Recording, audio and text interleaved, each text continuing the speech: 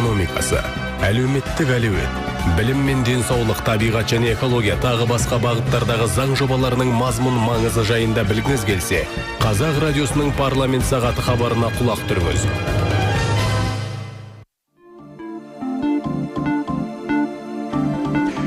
Кеш жарық, ардақты ағайын, сіздер еліміздегі ең жоғарғы заң шығарушы орган парламентпен бірлескен жоба парламент сағаты хабарын тыңдап отырсыздар. Студияда журналист Алмас Пайдырахман. Биылғы жыл еліміз үшін сан сынаққа толы және жан-жақты реформалар мен нақты өзгерістер жылы болды деп айта аламыз. Мәжіліс төрағасы Ерлан Қошанов палатаның бір жылдық қызметіне қатысты бүгін қорытынды жасады.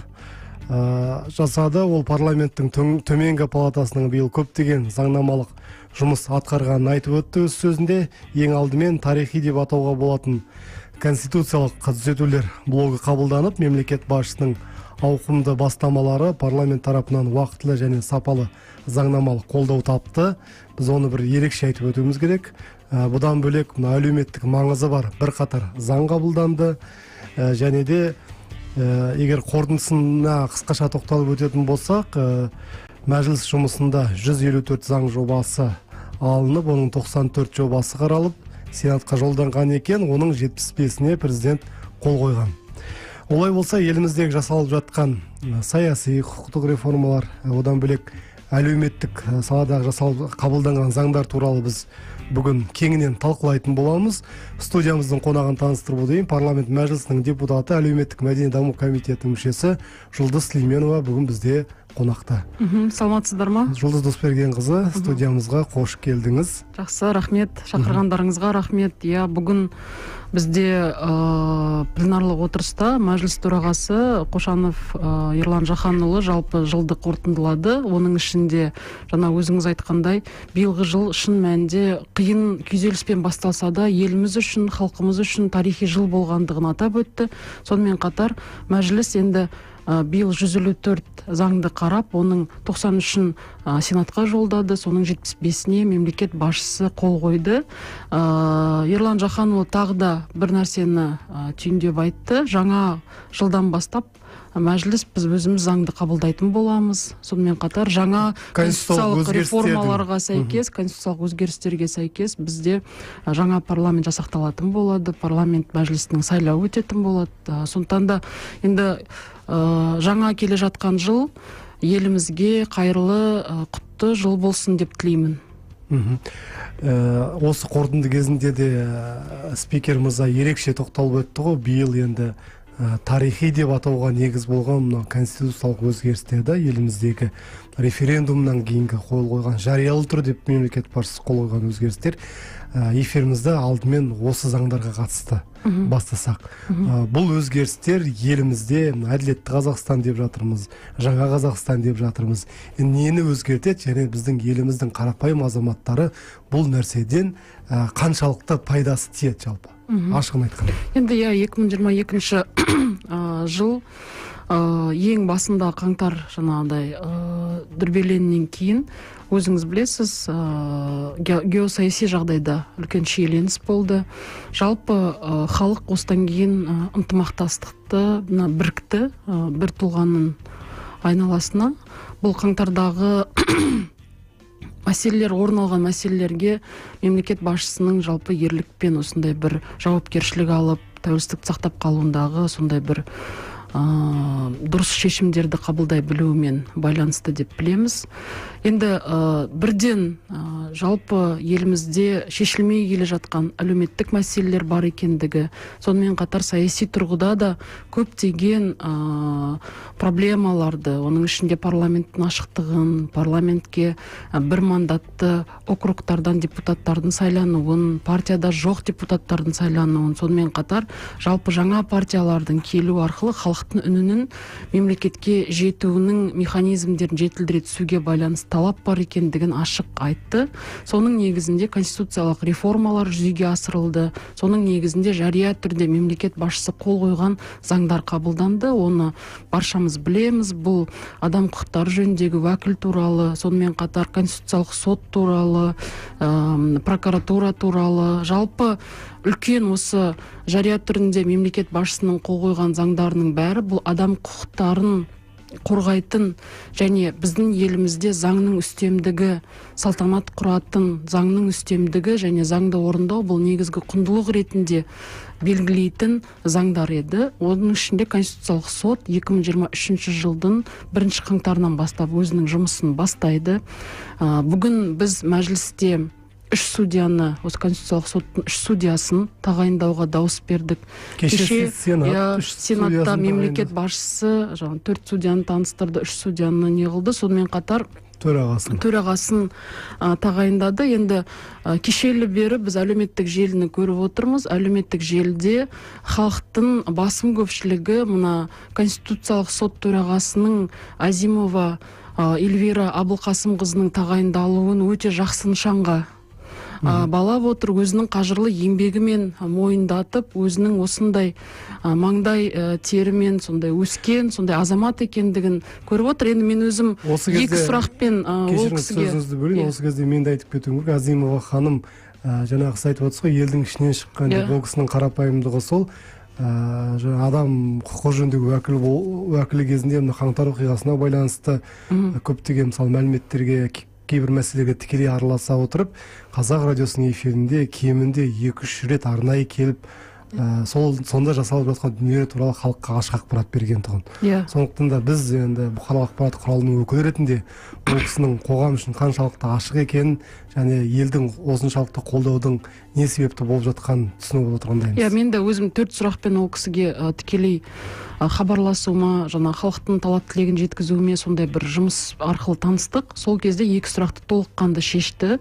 2 сұрақты ортасына дейін жеткізді, бірақ шеше алмаған оған қатысты емес. Өйткені болып жатқан сот бұл жабық процестегі құпия соттар болғандықтан, бірақ адам құқықтарына қатысты қойылған талап тілектің барлығын күштік органдарға жеткізіп, және сол сұрақтарды аяғына дейін жеткізуге өзі күндіз демей, түн демей, біз түнгі 11-де, түнгі 12-де хабарласып, сондай хабар алып, ол жаңағыдай сол өзінің жұмысында осындай нәрсе атқарғандығын көзім көрді. Сондықтан да мен де халықтың бір өкілі ретінде жалпы осындай азаматтардың келгеніне бір жақсылыққа балаймын. Және конституциялық реформалардың біздің талқылаған заңдарымыздың шын мәнінде халыққа бүгін 2023-тен басталады ғой. Енді соның өзінің тағайындалған судьяларының бәрінің, мысалы, репутациялық тұрғысынан, ғылыми тұрғыдан, тәжірибе жинақтау тұрғысынан, зиялылық тұрғысынан барлық талаптарға сай келгендігі өзімді қуантты. Өйткені мен Конституциялық сот туралы заң жобасының жұмыс тобының мүшесі болдым. Біз жалпы талаптарға қатысты, мысалы, Конституциялық соттың талаптарына қатысты бірнеше жұмыс тобын арнаған болатынбыз. Оның ішінде бәрімізге мәлім, ол енді мемлекеттік тілде еркін білуі, сонымен қатар халықтың арасында, жалпы халықтың арасындағы ашықтық репутациясының болуына қатысты көп мән бергенбіз. Бүгінгі судьялар, кешегі судьялар және осы Конституциялық соттың төрағасының осы талаптарға толыққанды сай келуі менің өзімді өте қатты қуантты. Үлкен мәселе бұл қандай Конституциялық сот қандай сұрақтарды қарастырады деп. Енді шын айту керек, осы 2 жыл депутаттық қызметте бізге келетін көптеген сұрақтар бұл соттың әділетті шешімінің болмауына байланысты.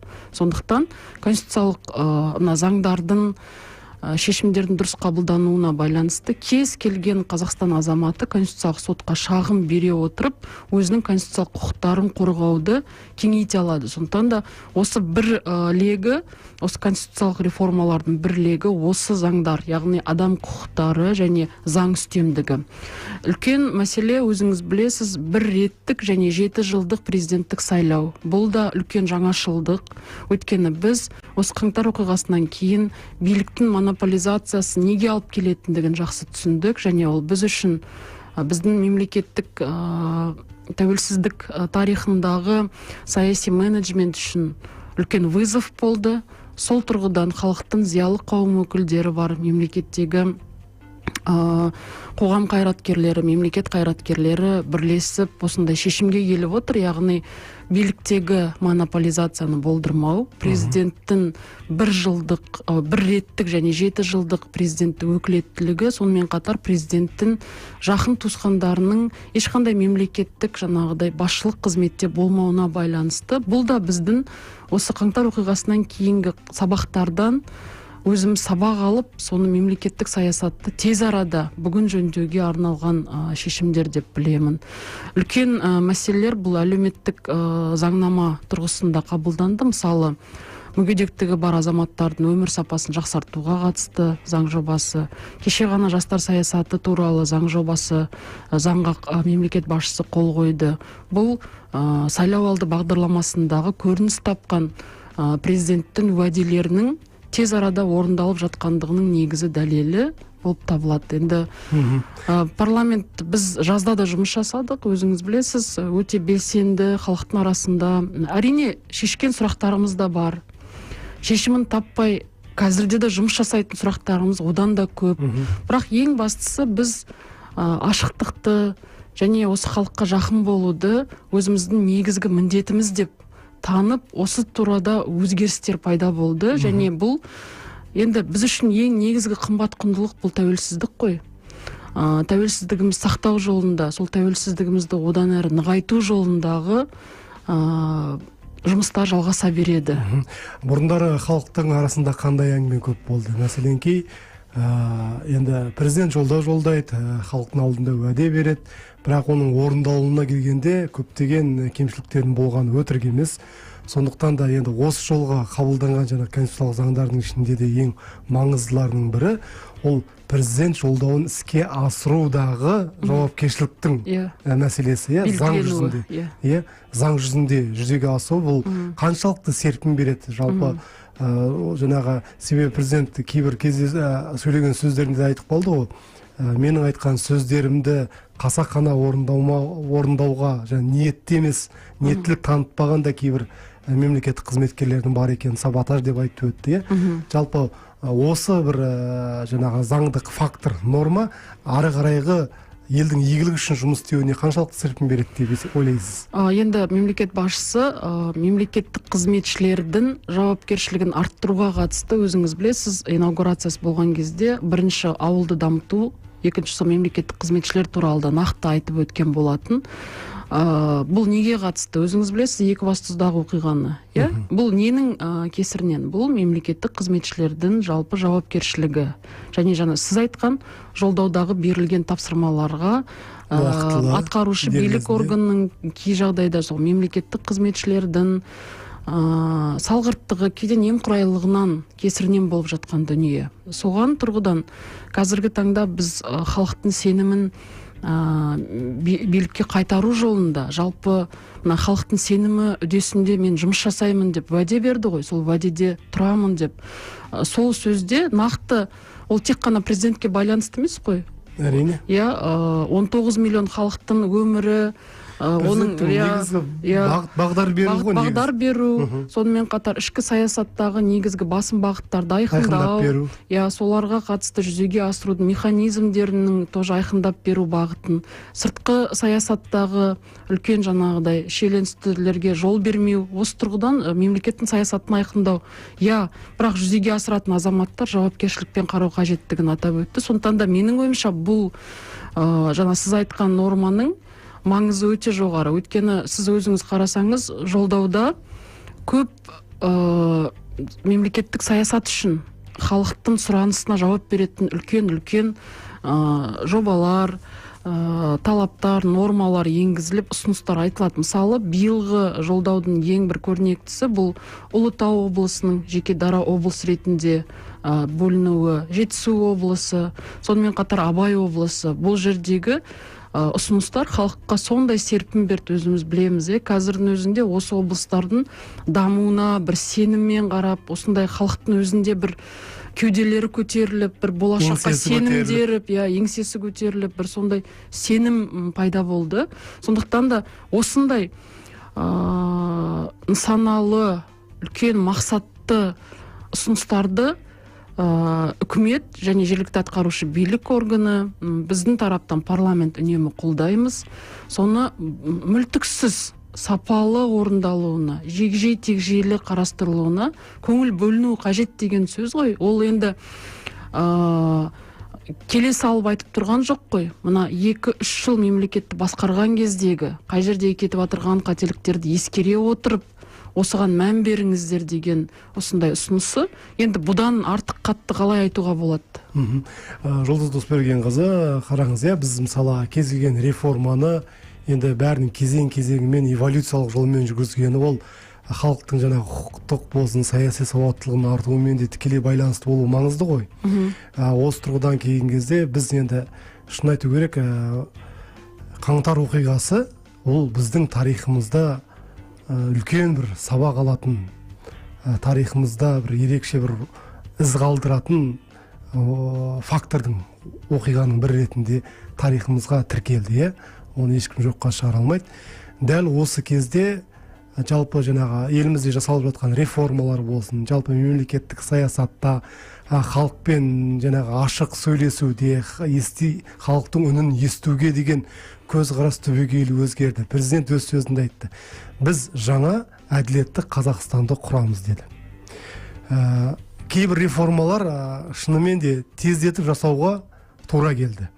Осы тұста парламент тарапында не өзгерді? Неге айтып отырмын? Себебі енді 7-ші шақырылымның депутаты ретінде сіз оған жаңағы біз айтқан жаңа 6 қаңтарға дейінгі мәжілістің жұмысын көрдіңіз. Одан кейінгі жанданған, басқаша форматқа өзгерген, халықпен тікелей байланысқа, кері байланысқа шығуға дайын, өңірлердегі болып жатқан кез келген оқиғаға дер кезінде үн қатуға дайын біз парламентті көре бастадық.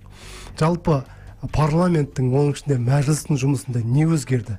Түбегейлі өзгерістер болды. Енді өздеріңіз де көріп жатсыздар. Егер 6 қаңтарға дейін біз тек қана жазда, немесе сол жазда ғана ғой, каникул кезінде ғана халықпен кездесуге баратын болсақ, биыл 6 қаңтардан кейін енді бір 7-8 рет өзім өңірге шықтым. Кейбір депутаттар одан да көп шыққан депутаттарды білеміз, өйткені өзіңіз білесіз, су тасқыны болған кезде де бірінші кезекте депутаттар халықтың бел ортасына барды, талап тілектерін жеткізді үкіметке. Одан кейін Әулиекөлдегі өрт болған кезде онда да түнде ести салып, түнде жолға шығып, сол жерде волонтерлық қызмет атқарып, сол жерде жаңағыдай халықтың ортасында көмектесіп жүрді. Одан кейін Екібастұз болған кезде де бір топ депутатымыз, бір қатар депутаттар бірден Екібастұзға аттанып, сол жерде тіпті біздің арамызда волонтер Вера Александровна Ким, ол кісі сол жақта қалып, тағы да 10 шақты күн сол жерде халықтың арасында, жаңа волонтерлардың штабында жұмыс жасады. Сондықтан да ең біріншісі біз халықтың жағында екендігіміз, халықтың қалаулысы, халықтың бірге екендігіміз, және халықтың кез келген мұң-мұқтажына, талап тілегіне дер кезінде жауап беру қажеттігінде біз сол бірінші шепте табылатындығымызды көрсеттік және көрсете береміз.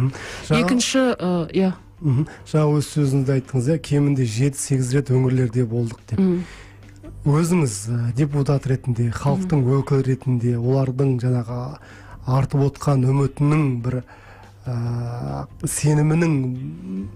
сеніміне қатысты өзіңіз не байқадыңыз жалпы халықтың? Енді біз қаңтар оқиғасынан кейін бірден Алматы қаласына бардық.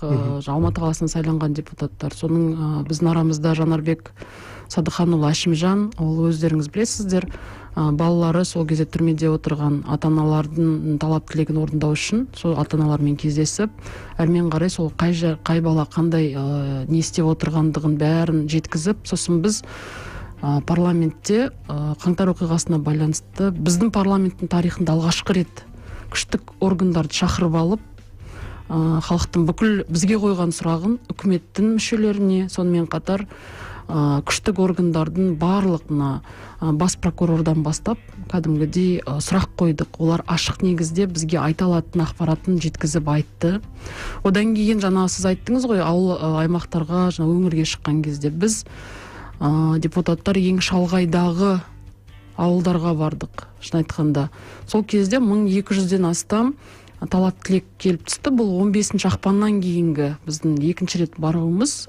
Сол кезде біз қайтадан үкіметті шақырып, ол кезде вице-премьер Ералы Тоғжановты келіп, ол 1,5 сағат бізге есебін берді, және біз халықтың бізге қойған барлық сұрақтарын жазбашадан бөлек жауабы келмеген сұрақтарды сол жерде көтеріп, оның аясында біраз сұрақтар қазір әлеуметтік кодексте заңнамалық инициатива ретінде, заңнағы норма ретінде енгізілетін болды.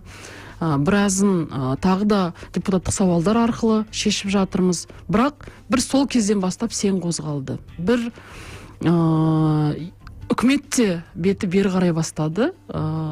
Енді біз көп сынаймыз, жеке өз басымен үкіметті көп сынаймын. Енді бұл жеке бастарына қол сұғушылық емес, жалпы бұл бізге халықтың қойған талап тілегінің үдесінен шығу тұрғысынан әрине біздің ойымызша үкімет бұдан да кәсібилік танытса, бұдан да жылдамдықпен жауаптар беретін болса, онда жақсы болатын еді. Әрине әзірге ондай неден шыға алмай жатыр. Сонымен қатар одан кейін не болды? Содан кейін бізде онлайн жаңа нелеріміз, кездесулеріміз көбейді. Мысалы, ата-аналар одағы ма?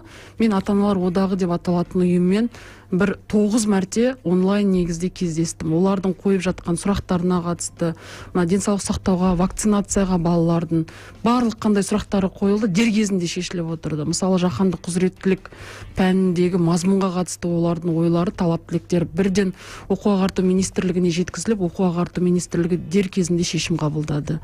Жаздың күні мұғалімдердің айлық жалақысы кешіктіріліп жатыр деген ұсыныс келген кезде Аманат партиясының мен фракция мүшесімін, және сол жерде білім мәселелері бойынша, денсаулық сақтау мәселелері бойынша қоғамдық кеңес төрағасы ретінде біз дер кезінде үкіметке талап қойып, ол мәселе шешімін тапты. Жұлдыз Досбергенқызы, білім және ғылым мәселесін біз қазір жарнамадан кейін жалғастырайық.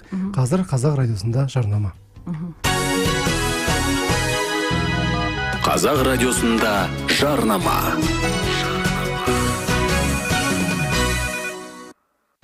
Футбол қарау, жүлделерді алу, 7 көліктің біреуін ұтып алу, ақырында өз суперкарынды айдап кету. Аз ба? Әлембет максималды драйв.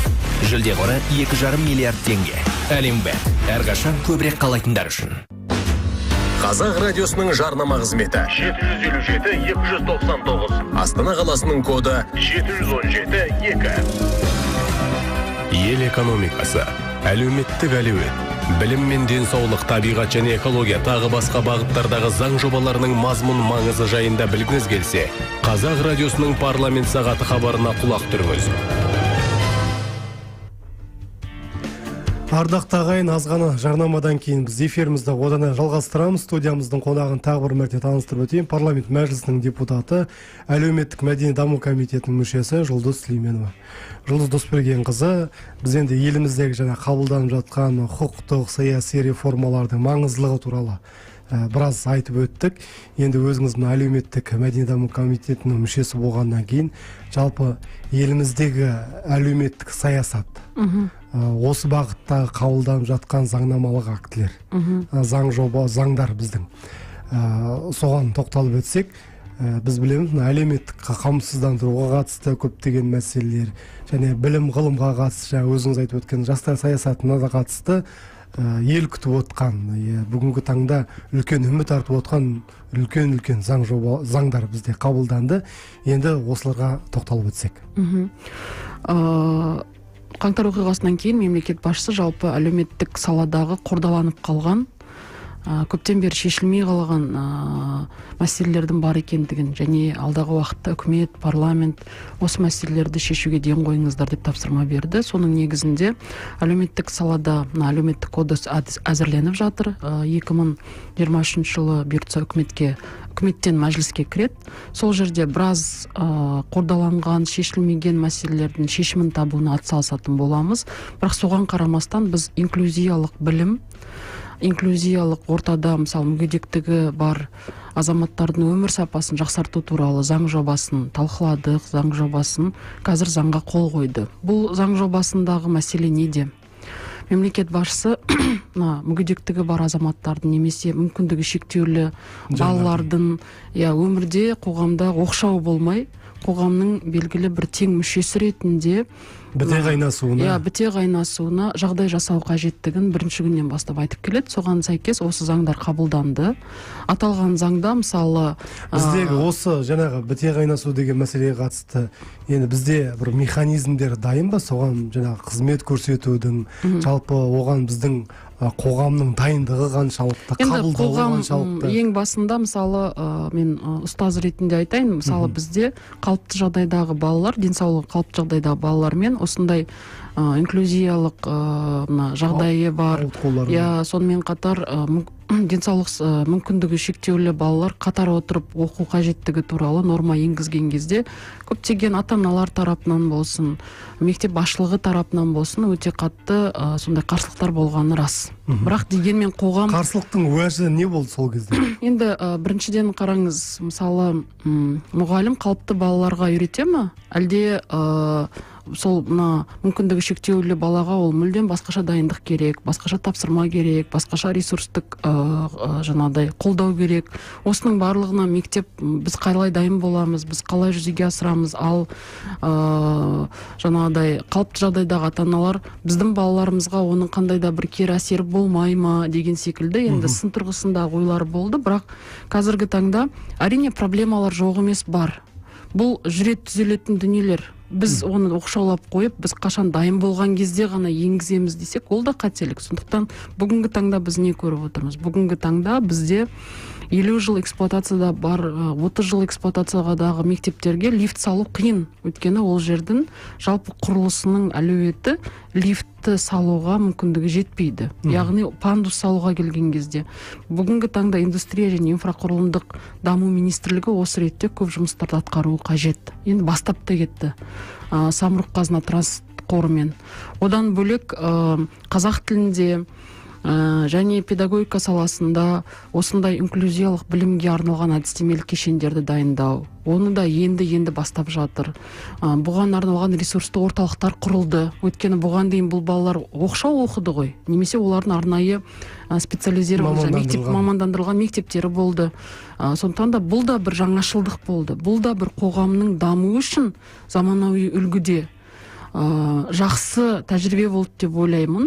Және қазіргі мына 2 жылда бұл туралы уже бұрынғыдай сын ойлар жоқ. Бәрі дұрыстап қабылдайды. Түсіп қалды. Енді ең үлкен нәрсе бізде педагог кадрлардың біліктілігін арттыруға келген кезде жаңаша білім бағдарламалары қажет, оны мойындау керек. Екінші, әдістемелік құралдарды көбейту қажет. Оның ішінде пәндердің бөлінісінде әдістемелік құралдарды, оқулықтарды көбейту қажеттігінде қазір министрлік жұмыс жасап жатыр. Және мен жаңа айтып өткен индустрия және инфрақұрылымдық министрлік жалпы тек қана мектептер емес, барлық сауда орталықтарында, барлық театрларымызда, қандай да бір мәдени қоғамдық орталықтардағы пандус мәселесін толыққанды шешуге көңіл бөлу керек. Олар да бастап кетті. Бірақ бұл енді заң қабылдамаса қаяқтан басталатын еді. Сондықтан бұл осы заңды қабылдағаннан кейінгі болған жақсы дүние. Мемлекет енді бұл дүниеге кешенді үлкен бір жоспармен келіп тұр ғой. Себебі тіпті білім ғылымға қатысты біздің министрліктің өзінің 2-ге бөлінуі. Ол туралы да қазір айтайын деп отқам. Негізі мына ғылымды дамытуға мемлекет өте дұрыс, өте жүйелі, кешенді көңіл бөліп жатыр. Оның ішінде қазіргі таңда біздің ғалымдарымыздың саны 22 мың ғана екен. Егер бұл көп пе, аз ба? Негізі ғылыми өндіріске ғылыми жаңалықтарды енгізу үшін, сонымен қатар бүкіл саладағы қандай да бір проблеманың зерттеулерін жүзеге асыру үшін бұл өте аз. Сондықтан мемлекет басшысы өзінің сайлауалды бағдарламасында осы ғалымдардың санын 50%-ға көбейту туралы кәдімгідей не қойды. Міндет қойып отыр. Дәл осы кезде сапа мәселесіне қатысты да қандай да бір сапа мәселесі болған кезде, мысалы қазір біз сапа қаяқтан шығады? Сапа саннан шығады. 22 мың деген сан, ол шын мәнінде жетпейді. Бұл біздің университеттердегі ғалымдарымыз, профессорлық және оқытушылық құрамның саны, сонымен қатар ғылыми институттардағы ғалымдарымыздың санын қосқанда. Мысалы, бұл өте аз көрсеткіш. Жалпы педагогтардың саны қанша еліміздегі? Еліміздегі педагогтардың саны 300 мың. 300 мың ішінде тек 22 мың ғана біздің жаңағындай жоқ, елімізде педагогтардың саны, бұл мектеп мұғалімдердің саны 22 мыңды қоспағанда 300 мың. Бізде енді педагогтардың тапшылығы бар дейміз ғой, бірақ енді көріп тұрсыз өзіңіз бұл қандай үлкен сан екендігіне. 22 мыңды 50%, яғни 40 мыңға дейін жеткізген кезде, соның ішінен сапа шығады. Соның ішінен біз үлкен халықаралық деңгейдегі бір ғылыми ашылулар жасаған ғалымдарды айта алатын едік. Енді сапасын көтеруге байланысты ғылыми институттардың жабдықталуына көңіл бөліп отыр. Сонымен қатар үлкен мәселе, ғылым академиясы дербес ұйым ретінде мемлекетке қайтарылды статусы. Бұл үлкен жаңалық, өзіңіз білесіз. Тарихи жаңалық деп айтуға болады. Өйткені тіпті Европаның жандануына, мысалы, Макс Вебер секілді сол кезеңнің ғалымдарының үлесі өте жоғары болды. Қазіргі таңда біз кез келген әлеуметтік проблеманы айтамыз, бірақ әлеуметтік проблеманың шешілу жолы ғылыми жолмен негізделмегендіктен кейбір біздің ұсыныстарымыздың өзі кейін ескіріп жатады. Не себепті? Өйткені кез келген проблеманы зерттеу механизмдер болу қажет. Әлеуметтік зерттеудің жалпы миссиясы осында. Сондықтан ғылыми әлеуетті көтеруге мемлекет басшысы кәдімгідей көңіл бөліп отыр. Ғалымдарымыздың, оның ішінде жас ғалымдарымызға арнайы стипендия қарастырды. Бұдан бөлек 500 ғалымға шетелден тағылымдамадан өтуге арнайы тағылымдама бағдарламасын бекітті. Бұдан бөлек зерттеу институттарының ғалымдарына коэффициенттерін жайлы бұған дейін олар тек қана ғылыми гранттардың есебінен айлығы шығып отырған. Ал қазір оның айлығы бюджеттен бөлінетін болды. Ол институт грантты алды ма, алмады ма, ол ғалымның ақшасы оған қарамайтын болды. Сондай бір кешенді өзгерістер болды. Бұл алдағы 2 жылда жалпы ғылыми әлеуетті дамытуға өзінің мүмкіндігін береді. Сонымен қатар біз, мысалы, соңғы 2 жылда педагогика мамандығының бәсекеге қабілетті болғандығын көріп отырмыз ғой. Қазір еңбек нарығында көпшілігі мұғалім болғысы келеді. 20 жыл бұрын мұғалімді тастап кеткен мұғалімдер мектепке қайтқысы келеді. Маған күнде 2-3 хат келеді. Мен осыны қалай тетігі бар? Мен 20 жыл бұрын басқа жұмысқа кеткен едім.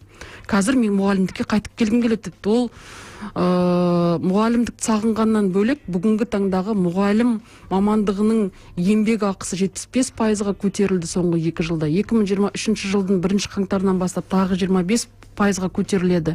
Яғни осындай еңбек ақының қазіргі таңда еңбек нарығында бәсекелестікке қабілетті болғандықтан мықты мамандар қайтқысы келіп жатыр. Сондықтан ғылымда да осындай жаңалықтар күтіп отыр. Жалпы біздегі жоғары ғылым туралы айтайықшы, жалпы ғылыммен бүгінгі нарықтың бетпе-бет шынайы бейнесімен байланысы қаншалықты? Мен басқа саланы айтпай қояйын. Мысалы, журналистика өзіме жақындау саланы айтайын. Жалпы бүгінгі таңдағы журналистикадағы теориялық біліммен бүгінгі таңдағы ақпараттың қаншамалықты өзгермелілігі, жаңа технологиялардың енуі, бүгінгі журналистиканың алдында тұрған, мысалы, үлкен бір жаңашылдықтар, осыған қатысты. Сол сияқты бүгінгі себебі бізде бүгінгі экономикадан ғылымымыз әлде қайда кенже қалып келе жатыр деген көзқарас бар. Жалпы өндіріс пен экономикамен байланысына қатысты қандай да бір жаңалық енгізу бір заңдық нормада қарастырылған ба? Енді қазір ғылым және технологиялық саясат туралы заң әзірленіп жатыр. Бұл да мемлекет басшысының тапсырмасымен әзірленіп жатыр. Бұл жерде сіз айтып отырған ғылыми жаңалықтардың өндіріске енгізілуі механизмі және оның экономикаға мультипликативті әсері туралы механизмдер толыққанды көрініс табуы қажет. Сол кезде ғана біз экономикамыздың ұзақ мерзімді еңбек нарығының экономикамен байланысты жұмыс жасауы, соның аясында біз жұмыссыздықты шешу және көптеген проблемаларды шешу мәселесін қарастыратын боламыз. Енді Қазір көп мен зерттеулерді оқып жүрмін. Ең негізгі зерттеу айтады, біз ғылымды басым бағыттарға бөлдіріп тастадық дейді да. Экономиканы да осылай басым бағыттарға бөлгізіп тастадық дейді. Бірақ шын айтқанда біздің экономикамыз ол әртараптандырылған, яғни 800-ден астам үлкен салалары бар екен. Біз ұсақ саласын қоспағанда. Сонымен қатар әрбір өңірдің өзінің ерекшелігі бар дейді да. Ғылымда да дәл солай болып тұр. Ғылымда ұлттық университеттерге республикалық бюджеттің 14%, Назарбаев университетіне 16% бөлініп отырған, ал өңірдегі университеттердің ғылыми әлеуетін арттыруға қаражат 1,4% ғана бөлініп отырған. Яғни бұл үлкен теңсіздік болған. Сондықтан қазіргі таңда мемлекет осы теңсіздікті жою үшін барлық неге тең мемлекет ұлттық ғылым академиясына мемлекеттік статусты қайтарды. Соның негізінде енді неге бөлмей жаңағыдай өңірлік деп және ғылымдағы қаржы қаражатын бөлудегі теңсіздікке жол бермей алдағы уақытта тең ұстау мәселесіне көңіл бөле бастады. Енді үлкен мәселе ғылым академиясының мысалы батыс филиалын ашуға қатысты ғалымдар қайта хат жазып жатыр. Біз ол хатты үкіметке жеткіздік. Біз одан да өзіміз жауап күтіп отырмыз. Негізі бұның орталық Қазақстандағы филиалы, оңтүстік Қазақстандағы филиалдары бар. Ал енді батыс Қазақстанда филиал ашу қажеттігін бізде дұрыс деп санаймыз. Өйткені ол ғылым академиясынан алшақта. Және сол жердегі филиалдың болуы сол жердегі ғылым мен өндірістің байланысын дамытудың негіз тетігі болатын еді. Сондықтан бұл тұрғыдан мемлекетте нақты көзқарас бар. Бұл көзқарасты мына министрлікті екіге бөлген кезден ақ түсінікті болды. Қазіргі таңда министрліктің алдына нақты міндеттер қойылып отыр. Сол міндеттердің ішінде ең бірінші университеттердің білімнің сапасын еңбек нарығына реттеу, сонымен қатар жұмыссыздықты жоюға қатысты жұмыс берушілердің талап тілегіне сәйкес бағдарламалардың мазмұнын айқындау үлкен мәселе. Екінші үлкен мәселе бұл әрине ғылым, технологиялық саясатты заманауи деңгейге көтеру және ғылымдағы жаңалықтарды өндіріске енгізудің негізгі тетіктерін заң арқылы белгілеу. Тағы бір үлкен бір өзгеріс, үлкен бір халықтың ерекше бір қолдауына ие болған дүние ол әлеуметтік қолдауға қатысты, иә. Президент те айтып өтті ғой өз сөзінде, жаңағы еліміздің жаңағы табиғи байлықтарынан түскен жаңағы пайданың қандай да бір бөлігі біздің жаңағы балаларға берілу керек деп айтты. Және де мынау 1,5 жасқа дейінгі аналарға жаңа төлемақы төлеудің және жаңағы алтын алқасы бар, күміс алқасы бар. Жалпы біздің жаңағы жалғыз басты аналар болсын, жалпы әлеуметтік қолдауға қатысты келесі жылдан бастап енгізілгелі жатқан үлкен бір өзгерістердің топтамасы туралы не айтар едіңіз? Бұл енді үлкен кешенді өзгерістер және біраз зерттеулерді оқып жүрмін. Оның ішінде көптеген тәуелсіз зерттеулерді қарайтын болсақ, жалпы әлеуметтік проблемалар біздің еліміздегі кедейшіліктің өсуі, жұмыссыздық, бұл соңғы 10 жылда, соңғы 10-15 жылдағы мысалы уақытында қабылданбаған шешімдер, уақытында дер кезіндегі үкіметтің назар аудармауы сұрақтарға, соның қордаланып келіп, қазіргі үкімет және мемлекет басшысы сол кезеңдегі инфляция, сол кезеңдегі жаңағыдай теңгенің құлдырауынан шыққан дүниелердің салдарымен күресуде. Мен бұл зерттеулердің бұл пайымына келісуге болады деп ойлаймын. Бүгінгі таңда мысалы білімдегі кедейшілікті жоюға қатысты кешенді дүниелер басталды. Оның ішінде мысалы бұған дейін тек қана аз қамсыздандырылған осал санаттағы отбасылардың балаларына ғана ыстық тамақ берілетін болса, 2023 жылдың 1 қаңтарынан бастап бүкіл бастауыш сыныптағы оқушыларға ыстық тамақ берілетін болды. Яғни бұл өте жақсы дүние. Біз алдағы уақытта да жалпы 1 сыныптан 11 сыныпқа дейінгі оқушылардың бәріне бір мезгіл ыстық тамақ беру қажеттігін дұрыс деп санаймыз. Жаңа өзіңіз айтқан бала күтіміне байланысты 1,5 жасқа дейін жаңағыдай осы аралықты көбейтуі, бұл біріншіден балалар жылындағы балаларға қамқорлықтың негізгі белгісі. Сонымен қатар жалпы мына баланың денсаулығына байланысты, мына баланың өсуіне, күтіміне, ерте жастан баланы дамыту деген дүниелерге біздің мемлекеттің кешенді жүйелі көзқарасының белгісі деп білеміз. 2 жастан 6 жасқа дейін міндетті түрде балабақшалармен қамтылудың да бағдарламасы бар, және балабақшалар биылдан бастап таза қазақ тілінде бағдарламалары қабылданды. Сонымен қатар қазақ тілінде тәрбиені жүргізетін болды, және ерте жастан даярлық мәселесіне қатысты оқу ағарту министрлігі бұған дейін болмаған арнайы департамент ашты. Яғни бұрында бізде балабақша мен мектеп бір департаментте қаралатын болса, бір комитетте биылдан бастап балабақшаны мектепке дейінгі, яғни ерте жастан баланың дамуына арналған бір бөлек құрылым ашып отыр. Бұның өзі де шын айтқанда мына балалар жылы аясындағы кәдімгі мемлекеттік тұрғыда кешенді жүйелі мәселелердің шешімі. Өйткені ол жерде балабақша тәрбиешілерінің мамандығының абыройын көтеру, ол жерде олардың біліктілігін арттыру, олардың әлеуметтік кепілдемелерін уақытылы жаңағыдай қамтамасыз ету деген дүниелердің бәрін енді кешенді қарастыратын болды. Үлкен мәселе ұлттық инвестициялық қордың 50%-ын жаңағы балаларға дейіп осындай негіздегі үлкен жақсы шешімді ел жақсы қабылдады. Қазіргі басында айтқан, ол деген аз ғана ақша болады екен деп, бірақ қазіргі таңда қаржы министрлігі, ұлттық экономика министрлігі жалпы бұл нарықты, мысалы сол бағалы қағаздарды, сол инвестициялық қордан табысты көбірек тарту арқылы ол жердегі балалардың қаражатында көбейту мәселесіне қазір шынайы белшеші кірісті. Бұның да түпкілікті мақсаты дұрыс және нәтижесі дұрыс болады деген ойдамын. Бұл жалпы кез келген азаматтың 18-ге толғаннан кейін тұрғын үй алуға байланысты, немесе білім алуға байланысты мемлекеттен кепілдендірілген нақты көмек болатындығы, және бұл біздің конституциямызға енгізілген жер және оның қойнауының байлығы халықтікі деген үлкен концептуалды сондай бір норманың енгізілуі шын айтқанда көп халық тарапынан да бұл бір жақсы қабылданды. Және қазіргі қабылданып жатқан заңдарымыздың нормаларының біразы осы неге байланысты.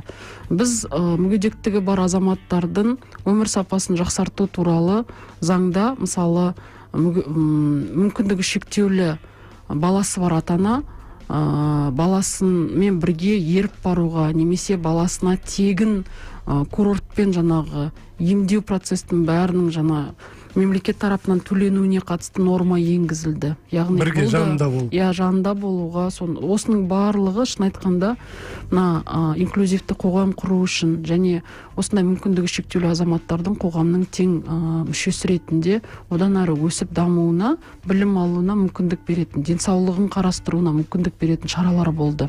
Енді әрине енгізе алмай қалған нормаларымыз да бар. Мысалы, мүмкіндігі шектеулі баласымен бірге отырған ата-анасының сол уақытын кейін зейнетке шығуына мүмкіндік беретіндей норма енгізгіміз келеді. Біз бұны алдағы уақытта әлеуметтік кодексте міндетті түрде қарастыратын боламыз. Одан кейін төлқұжаттарын, жалпы құжаттарын жоғалтып алған азаматтар, немесе сол құжаттары болмай жатқан азаматтарды құжаттарын беру механизмдерінде жеңілдетуге байланысты нормаларды қазір әзірлеп жатырмыз.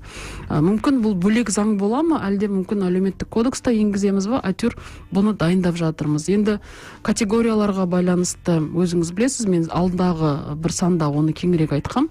Үлкен мәселе әлеуметтік баспана. Енді біздің қазіргі зерттеулерді оқып отырып түсінгеніміз, егер еңбек нарығында жақсы жұмыс орындары болса және әлеуметтік баспанасы немесе еңбек нарығында тапқан қаражатымен жеңілдетілген несие тұрғын үй бағдарламалары қолжетімді болса, онда халықтың көптеген әлеуметтік сұраныстары, мәселелері шешілетін еді. Сондықтан да біз мына әлеуметтік баспана мәселесін жалпы әлеуметтік қорғау еңбек министрлігі бірге қарастырып осы мәселені де енгізіп жатырмыз. Енді үлкен қазіргі бізде мен 2 жұмыс тобының мүшесімін, ол кәсіби құзыреттіліктер туралы заң жобасы. Бұл жалпы жұмыссыздықты жоюға, жалпы еңбек нарығында экономиканы дамытуға бағытталған. Екінші, бұл медициналық қызметкерлердің кәсіби жауапкершілігін сақтандыруға қатысты заң жобасы. Онда медицина қызметкерлерінің жалпы мәртебесі туралы айқындау.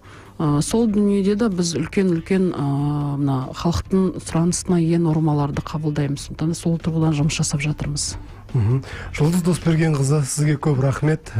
Арнайы уақытыңызды бөліп, бүгінгі енді күннің тығыздығына байланысты қарамай уақытыңызды бөліп келіп ақпаратыңызбен бөліскеніңіз үшін, алдағы уақытта елдің игілігі үшін, елдің болашағындағы үлкен сенім үшін жасап жатқан жұмыстарыңызға тек сәттілік тілейміз. Енді жаңа жылда Қазақ радиосына және Қазақ радиосының тыңдармандарына жаңа жылда жаңа бақыт, жаңа табыстар, жақсылықтар тілеймін. Еліміз тәуелсіздігі нығая берсін, халқымыздың әл-ауқаты арта берсін. Осы реттегі біздің де жұмысымыз жеңісті де жемісті болсын. Жақсы. Бәрекелді, ардақты ағайын, біз осы тұста парламент сағатын хабарын аяқтаймыз. Студиямыздың қонағы болған парламент мәжілісінің депутаты, әлеуметтік мәдени даму комитетінің мүшесі Жұлдыз Сүлейменова, хабарды жүргізген журналист Алмас Пайдырахман, ал бізге техникалық түрде қолдау көрсеткен әріптестеріміз Ғалым Әлкенұлы және Зәмзагүл Уәлиханқызы. Келесіде тілдескенше аман есен болайық.